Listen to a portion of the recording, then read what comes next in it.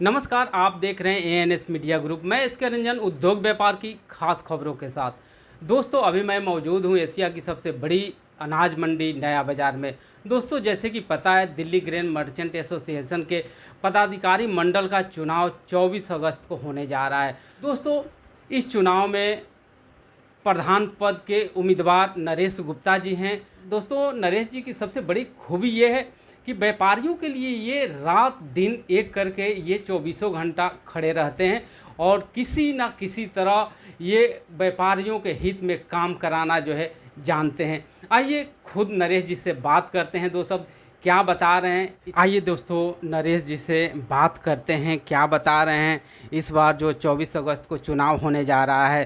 क्योंकि व्यापार में कोई ना कोई किसी न किसी डिपार्टमेंट की और किसी न किसी सरकार की एमसीडी की कोई ना कोई दिक्कत आती रहती है। हम तुरंत उस पर संज्ञान लेते हैं और सभी के सहयोग से उसका निदान करवाते हैं। मेरा हमेशा एक मानना रहा है कि हमारा बाज़ार एक परिवार है और मैं इस परिवार में ही पैदा हुआ हूँ और इस परिवार में ही मैं कार्य कर रहा हूँ। और जो हम व्यापार हित के कार्य करते हैं वो बाज़ार के लिए करते हैं, लेकिन कहीं ना कहीं उन कार्यों से हमें अपने व्यापार में भी लाभ मिलता है या निदान हमारी समस्याओं का, व्यापार की समस्याओं का निदान होता है। हमने एसोसिएशन में सभी सम्मानित सदस्यों को 2 बार आम सभा की दिवाली के मौके पे, और उन आम सभाओं में हमारा सबसे बड़ा एक ही उद्देश्य था कि हमारे सभी सदस्य जो कि एसोसिएशन के मालिक हैं उनको उस सभा में आने का मौका मिले और वो अपनी बात उस सभा में रख सकें और उस बात के ऊपर चर्चा हो और पारदर्शिता से उसका निष्पक्ष निर्णय लिया जाए, ताकि व्यापार में जो भी वहाँ आम सभा में चर्चा हो तो उसमें कोई भी किसी प्रकार का अगर विधान में भी कोई हमें संशोधन करना है तो वो भी हम करवा सकें। तो हमने 2 आम सभा की 2 साल में, और पहले भी जब मैं प्रधान था उस समय भी हमने 2 आम सभाएं की। हमारा मानना है कि आम सभा में हमारे कम से कम हर सदस्य को एक मौका मिलता है अपनी बात रखने का।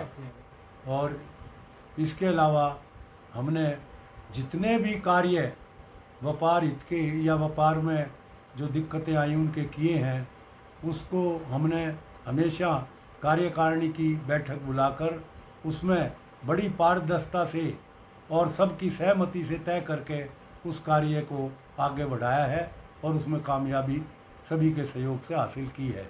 हम तो हमेशा 24 घंटे इस व्यापार के और व्यापारियों के कार्य के लिए उपलब्ध हैं। कभी भी मेरा कोई व्यापारी भाई ये नहीं कह सकता कि भाई मैंने नरेश गुप्ता को फ़ोन किया और उन्होंने मेरी बात नहीं सुनी, और मैंने चाहे कोई भी समय हुआ उनकी सुनवाई भी की और उनकी जो भी परेशानी थी उसका निदान भी करवाया। नरेश जी, आपसे मैं ये जानना चाहूँगा कि इस तरह के काम आप मार्केट हित में, बाज़ार हित में आप कराते हैं और शुरू से ही कराते आए हैं, इसकी चर्चा दूसरे संस्थाओं में भी होती है।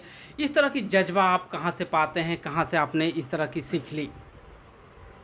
देखिए, मैंने इस संस्था में मेरे से पहले 7 प्रधानों के साथ काम किया है और 7 प्रधानों ने उंगली पकड़ के जो मेरे को कार्य करने का तरीका सिखाया उसी तरीके से और समय के हिसाब से, अगर उसमें कोई हमें नया जोड़ना है तो उसमें हमने नया भी जोड़ा, उसी हिसाब से हमने वो कार्य का एक करवाने का तरीका बुजुर्गों से सीखा और उसी जज्बे से जिससे वो हमारे साथ जाके हम उनसे सीखते थे, उसी तरीके से हमने अधिकारियों से और मंत्रालयों में बातचीत और बैठ के करने का हमने वही सिलसिला आगे बढ़ाया है।